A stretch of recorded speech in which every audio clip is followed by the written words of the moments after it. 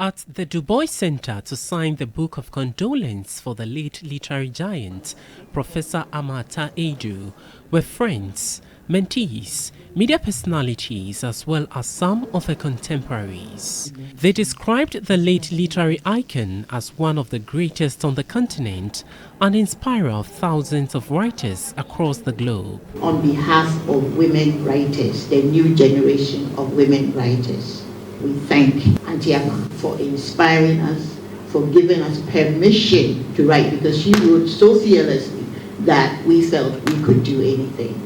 Legendary Ghanaian filmmaker and writer Kwawan Sa is positive the works of the astute playwright will continue to shape minds and inspire generations. My happiness is that she's gone, but her ideas can never die. I hope generations coming will follow Ama Ata Aidoo, so that we get ourselves out of the gutters we find ourselves in Africa. The Wesley Girls Old Girls Association were also on hand to mourn with the family of the late poet. She left a legacy. She left a mark. And if you look at her history and where she came from, she wasn't born a legend. She made a legend out of herself. The family of the late writer will receive sympathizers at the Memorial Center till Friday, June 9. The Ghana Association of Writers and Pan-African Writers Association POWER are expected to commiserate with the family on Friday. So yes, that was those that are signing in the Book of Condolences. Please, if you are someone who's loved her and grew up on her work like we all have, then please do pass by the Du Bois Center and do the needful and sign. But I'm about to enter into a conversation about her life, her legacy, her impact, and everything else, inclusive with some very special men. Firstly, I'll start off with my left. He's someone who's no stranger to this show and certainly no stranger to myself. My friend, my brother, Nana Asase. He's a poet and a literary coach. Hello, Nana Asase. Hi. Thank you for joining us. Thank you for having me. Now, he is a critic and Professor Ama Ata Aidoo's biographer. So he knows really everything about her life, and her work. I'm excited to have Mr. Vincent Odampton in the studio. Thank you, sir, for joining us. Thank you. And finally, director at the Ama Ata Aidoo Center for Creative Writing at the AUCC, the one and only Nana S. Ichampon. Thank you very much for joining us, sir. And firstly, for most of you here, you have personally been affected, grew up, enjoyed, celebrated, and as well gotten to know Professor Ama Ata Aidoo. So again, my deepest condolences to all of you here. Of course, her loss has truly, we've lost a gem in terms of literature and literary world across the entire globe. And I think I'll start off first with some context on who she was and how her creative juices, I'd say, flowed to create some of the most outstanding pieces of literature we've had in Ghana so far. Mr. Vincent, I'll start with you. Since you're her biographer, give us a bit of context on who she was, really. Well, I'd best describe her as a very wise young woman who started her career almost by accident, if you like, prompted at a young age at Wesley Girls High School to write and encouraged to write. She submitted a short story for a poetry competition, and she won. And that, I think, is really part of the birth of her career as a formal writer. But she also had a very extensive education, what I would say traditional education, in Ghanaian African orature. And that formed and informed the way she wrote, the sort of innovative things that she brought to her work. Her first work, and I'm sure there are many young people in Ghana and, in fact, across Africa who have been introduced to her through her play Dilemma of a Ghost. Yes. And I think we all agree that that was a groundbreaking work. One of the fascinating things about her and her work is that she grounded herself, yes, in Ghana, in Africa, but she also, from that young age, recognized our connection with the diaspora. And that is also something that runs through her work. And I'll stop there. All right, now I'll bring in Nana into the conversation. Now, when we look at the themes, and she usually had general themes that run through her writing in some way or the other. What are some of the key themes explored in Professor Ama Ata Aidoo's writing in general, and how they have contributed to various discussions, not only on gender, on feminism, but sometimes even on society as a whole? Like, I think Vincent cleared the way with the Pan-African part. That's a theme that runs through a lot of it. And then, see, some of the early works are the connections between diasporans and local mainland Africans, and also she discusses the dynamics and all that. She talks about women and women's power and what you can say feminism. She discusses, for instance, in if you look at changes, she talks about the role of women in marriage, in society, in motherhood, and all that. And she discussed social issues. She, like in My Sister Killjoy, she's hinging without any judgment or LGBT and all that. So I think she was a very authentic African writer who discussed the things that affect Africans from her unique, using elements of oral storytelling, So the themes will probably be divided more into Africanism and then women's rights. And then, of course, as literature, her themes were on writing, I mean, she wrote some incredible stuff, simple. She was the Achebe, I mean, whatever you call it, she was the Yasantwa of the literature. So, yeah. Truly. So the themes are basically around those areas. Now, in what ways did, and I'll come to you, Mr. Vincent, in what ways did Prof challenge traditional gender roles? Because then, especially in the time she was writing, it was unheard of for women to be exerting their independence, to be choosing to walk away from situations that didn't serve them well. So using those writings, how did it sort of change the traditional gender roles? Did it put an impact in how people viewed certain things at that point in time? I think so. One of the things that I think she really achieved in her work was drawing our attention to the fact that we've had a history in which certain things have, certain forces have attempted, if you like, to change the way we think about ourselves.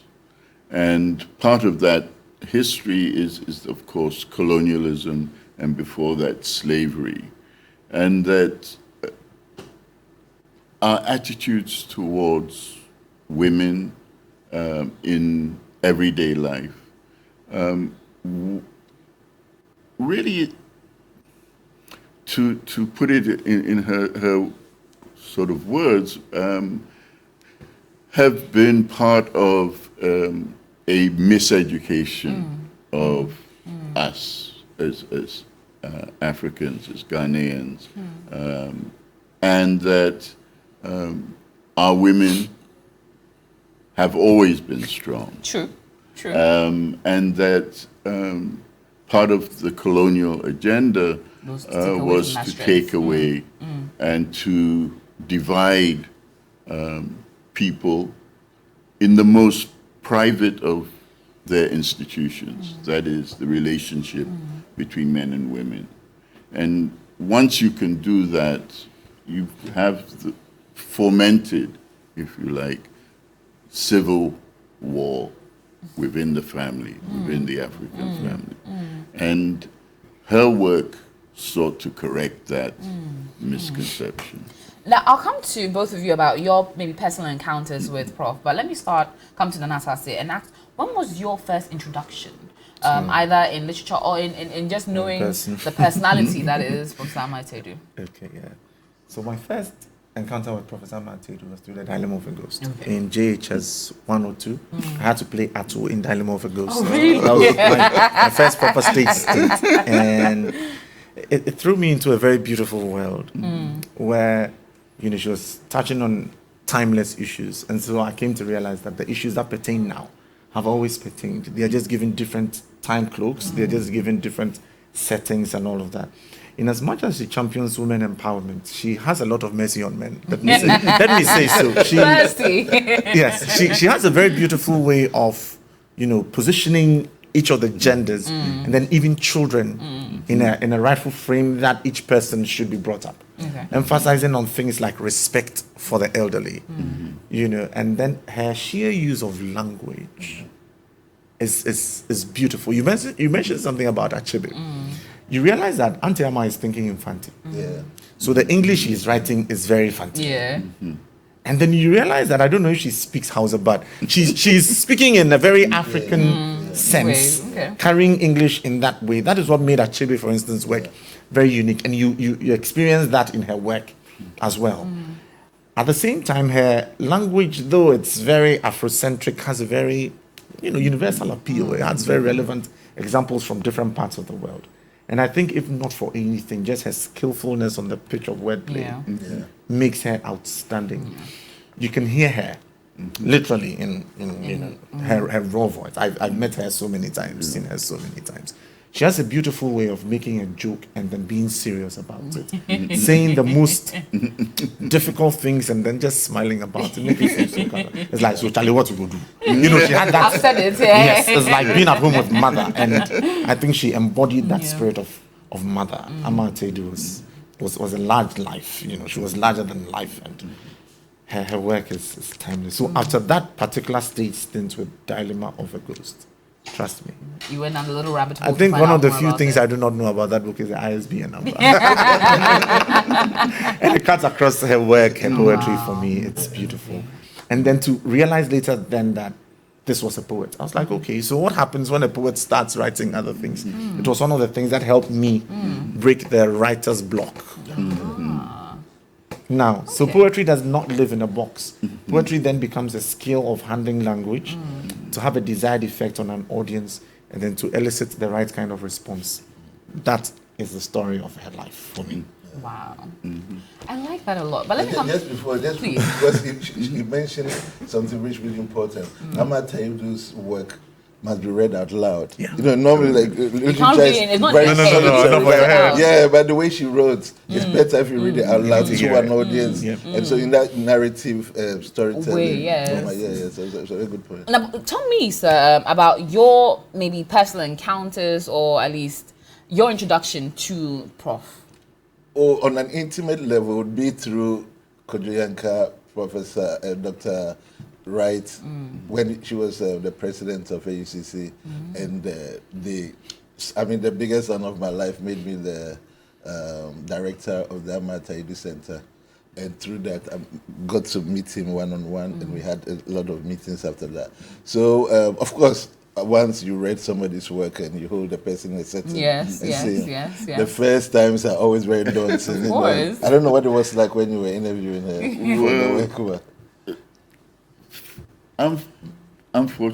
Fortunately, I, in a sense, grew up with her. Okay. She was my professor. Oh, wow. And so I got to see a different side of her as a teacher. Okay. But she was also a very different kind of teacher. She brought in her creativity. She made frankly, some boring Western text very exciting, you know, and made me, in fact, as you say, love words. Yes. And that's really, I think, part of what moved her to move me to become a critic and to actually study words as much as being a poet. I remember the other aspect of her was her openness. We used to go to her house to eat and to read poetry, to read things she was doing, to read things that we were doing. And we'd have a very open kind of discussion about all of that. So my career started as a student. Wow. And she became a colleague when I started teaching. And also when I went to the United States, she was one of the first people I called to come and speak to my American students because they needed to hear a different voice. And a very powerful voice. And it was with great honor and pleasure that I, in fact, was able to get her to come to my college in the States. Amazing. And be there teaching for 2 years before she went to Brown. And it was a transformative thing for myself, but for those students. As well. Those students had never met a very well-known, a very talented, and a, let me say, strong African woman who took no nonsense. Absolutely. And you know, made things very clear. And that's my sense. So she was my teacher, my mentor, colleague, should I say mother, sister, comrade in the struggle. I love that. Now, let me come to you, Mr. Champon, on Prof's sort of alignment, or should I say her influence and impact with the creative, so the Center for Creative Writing, which was named after her. So throughout, with your tenure as director, has she been directly involved in trying to shape not only the voices of new creative writers, but even specifically female creative writers in AUCC? Very, very much so. But it wasn't just female writers from AUCC, it was from the entire country. And she was actually part, usually we would discuss. We used to meet on some Wednesdays and we would discuss and like the themes and then the criteria for selections and stuff. You know, in the past 4 years, we've come out with 4 anthologies, brought out over 60 new writers. Amazing. Amazing. And she was part of the idea of the themes and then the selections. And in the first one, we did 3 originals. The first one, she actually wrote a blurb for the back of the book, you know, because she was really that involved. Yes. And then occasionally she would appear there. We had a program called Amakasa, where she would come and meet burden writers and people, and then she would talk one-on-one.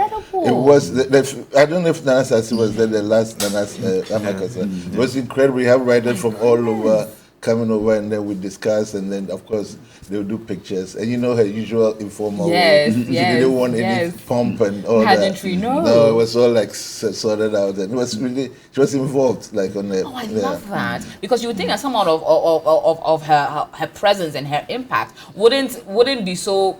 Wouldn't have the time, but to know that she dedicated time to not only going through the themes, being with the writers, but also helping contribute and shape them is something amazing to know. She did, and she was always available for the phone calls or whenever, you know.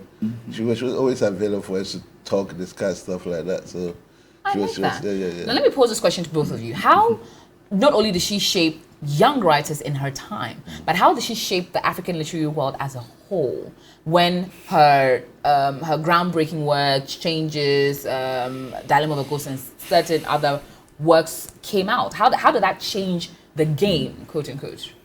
You had Chimamanda in there, right? They've already mentioned it. I mean, they come up openly and talk about it. Yeah. So, I mean, she for African women in particular, she's been like a beacon from ever. I was talking to a Nigerian friend, Tyro, this morning. He WhatsApped me, and he said he knew about Ama Ata Aidoo before he knew about Kwame Nkrumah.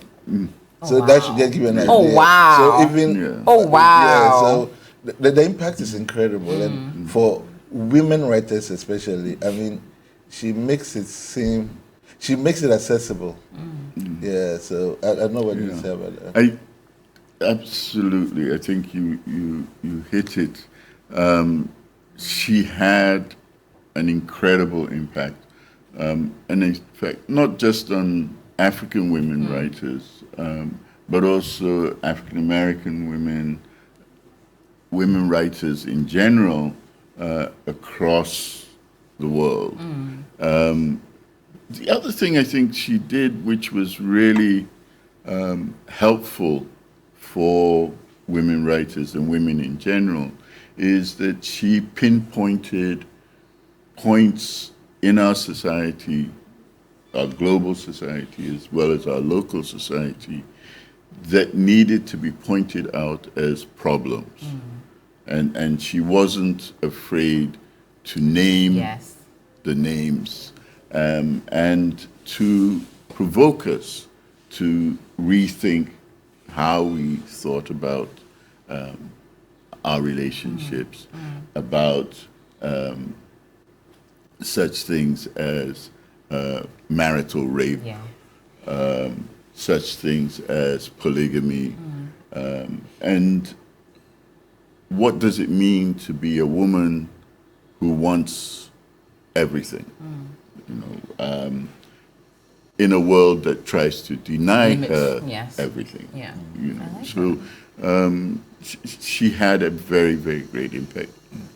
But I think perhaps more than anything else, she showed men how to be, as she says, feminists or a little bit more aware. And that's what we can only hope for. But let me come to you, Nana. But the more directly, she saw, she had the Mbasem, and she had Mbasem, so that like to actually discuss all these women writers and everything. I'm just going to put a quick one on that. How she changed the game. I realized that most of our very well-known writers in Africa are made by the West, in quote, and then dumped on us conveniently.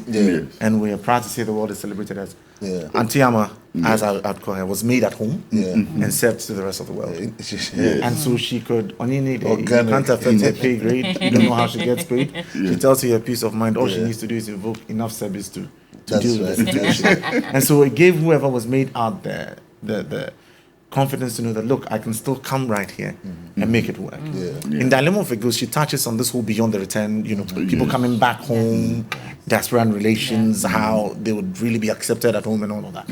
She comfortably addresses some of these issues in there. So I feel like she has been a harbinger of all these beautiful things that are coming, our reconnections with the diaspora, and especially having writers made at home, Africans made at home. We can proudly be made here. She wasn't afraid to do something and say, look, I don't think I can do this. In education, she realized, Charlie, she can't make it easily accessible to everybody. She says, no, look, let me step aside. That is a very practical person. And it cuts across her writing. As you said, Chimamanda and everybody, nobody has they would have to defer to mother back home. And it really makes me proud to say that that's from the center of the earth where originality always lives, and that was something. That's right. Yourself, as one of our celebrated poets, was heavily influenced by Prof. In what way did it shape your sound, your voice, and your style? Okay. So I met her in very unacademic spaces, and academic spaces and very unacademic spaces as well. And you'd be surprised how she would snap in a very academic space, and you meet her in a very unacademic space, and you're like, Mami Odinde. And then you realize, well, there was nothing personal. However, from the upbreed of literary practice, her generation coming down through Anidoho, through Tukoyo Kai, these lines I experienced, you realize they are rigorous. It had better be good, or we will not sell it. It's good or it's not good. If it's not good, go back and bring it. Just to make sure no alternative, it had better be good. And that was the experience I had with her. Asking questions, receiving answers, personal conversations. That was the mark. She would say, she would speak to you in that manner. And so it had better be good. Yet this person also had a soft side to nurse hope that we would get it right. For me, that was it. And so I said there is hope in the flatulence of the bee. The bee will sting you. When you think of the bee, you think of its sting, the pain. But it is in kitten, it will take very gradual. At times the way she would speak is very calm, very soft, slowly. Yet the profundity of the things that she would carry across. So it might be very slow, very gradual, but definitely we will get to the ends that we hope to attain. These are some of the things that I picked from Auntie Ama, both, let me say, in academic spaces and then in private spaces, and then through her work especially. And one thing I've loved about Prof is that generation after generation, we've still been impacted. We've still found the relevance in the things that she said, in the way that she said it, to the point that even in music and in pop culture of today's age, we've had Manifest collaborate with her on Tina So with Nowhere Cool. We had Burna Boy using her as an intro, very powerful word to sort of set a tone for a song he was doing. Now, in terms of the new wave or new Gen Zs or that sort of thing, how do you think we can keep Prof's work so relevant as younger and younger generations come up, and also try and instill that sense of fearlessness, that sense of passion, of being unapologetically African and saying it as it is to the young generation? Cross because you mentioned Manifest. A lot more people are doing work in the music sphere. There are 2 short movies coming out from a couple of the short stories. I mean, will be from different individuals, artists doing arts. Recently, there was an exhibition of drawings, pencil works of authors inspired by her. We exhibited. We did that at AUCC. So the short films coming out of her short stories. Musicians are doing stuff with her work. Amazing. And then you see more of that. Like unfortunately, to make literature popular, it's almost an oxymoron because literature by its very definition is supposed to be a bit more elitist. But because of the way she delivered her unique work, the authenticity in it, it's more likely that you will see more of these emerging. Because it's been adapted to today's age, and that way that different her work never dies. I love that. I love that. So Certain Winds from the South has been made into a movie by Eric Jemfi last Saturday. Eric Jemfi at FCA. It was beautiful to see, and hopefully we'll be getting a lot more of these on not only exhibited in film festivals, but beyond that, coming to streaming platforms so that they can be accessible to all. But I want to speak quickly to a young poet, a young female poet who's also been impacted by Professor Ama Ata Aidoo. So we'll get her on the line. Madam Tel, Miss Teresa Kufuor will be joining us to speak about how she has been impacted by Prof's work and legacy as well. But let me come to you, Mr. Vincent, and also touch on how we can ensure that her work literally never dies. One of the ironic things about my presence here was, in fact, that I was on a project, my second book on her work, which we had planned through correspondence, that I would come over and work with her to finish the book. Oh, wow.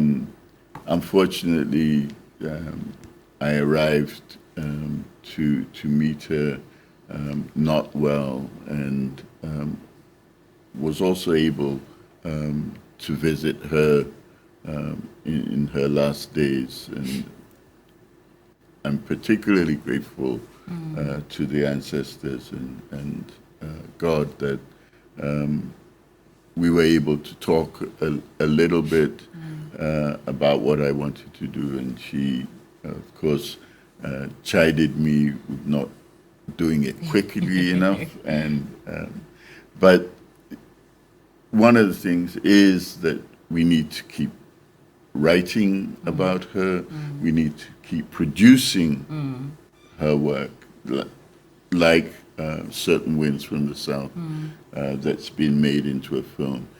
One of the unique things about Ama Ata Aidoo is that she produced work in multiple genres. Oh, wow. She was not only a poet, yes. she was not only a dramatist, a novelist, short story writer, a critic. You know, she's written quite a lot of criticism. And the next generation, Gen Z, also need to adapt to multiple genres, to also think about ways in which they can borrow from her work and translate it, whether to music or to film, wherever they can. And that is really the way in which we keep her work alive and honor her legacy. She, in effect, sowed the seeds for the next generation. She really has. And we need to be attuned to that so that we can harvest the best. Yeah.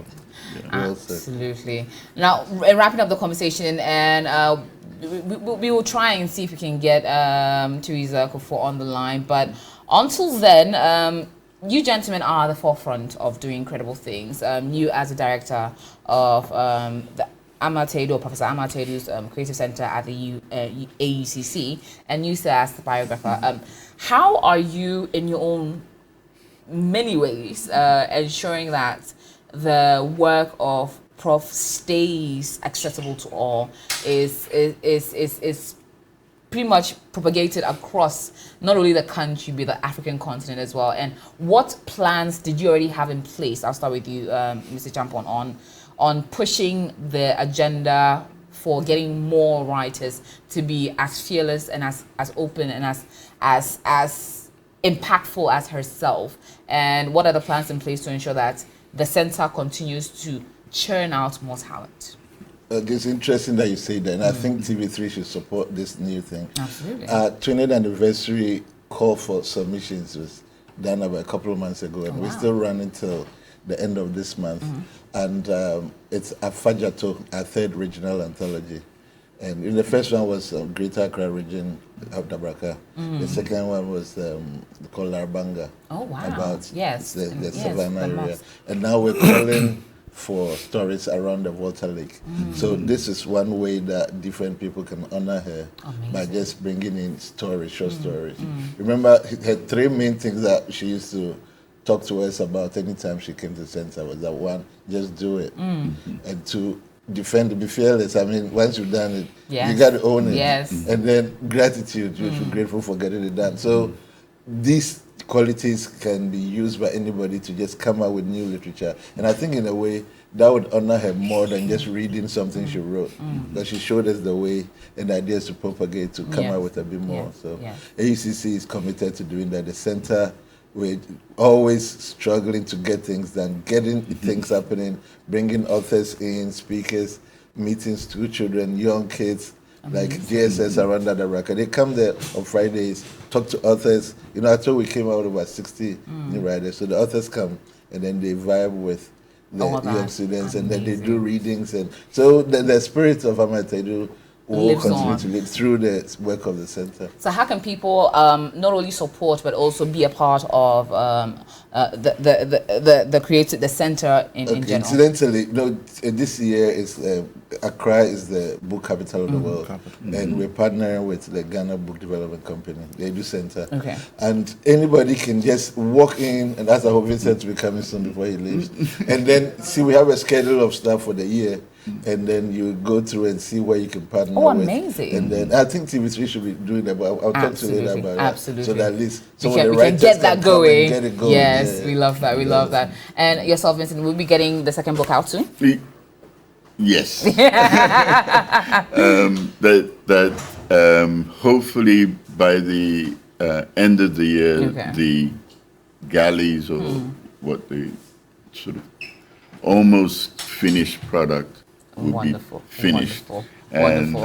And you come back and you tell us all about how we can be able to get access to it. Definitely. We love that. And in fact, one of the things I would want to do is to perhaps have it in an e-book event. Oh wow! Yes, so we can all listen to it and get it, all access to it as we move on. Thank you so much, sir. And finally, Nana Sase, anything exciting coming from you? Made from bones or fashioned glass, cut out from stones or beaten brass, is the many human hours sister, is the sweat and blood brother, which makes the bead a thing apart from precious diamonds, opals, and gold. And so to every young writer out there, do not stop writing. Absolutely. Consistency produces results. Yes. In the spirit of that, on the 30th of this month, I'm having it. Nana Sase and Friends, Nana Sase and the Big Six. Yes. So in my own little way, picking up from the inspirations of my forebears, keeping the spirit alive. It's in the gallery of the National Museum. It's not been done before. Oh, wow. This is the first time. 30th of June, 5:30 p.m. Prompt. At the National Museum. Wonderful. And we'll have a moment. We'll definitely have a moment for. We shall be all there to support that. Thank you, gentlemen, so much for coming.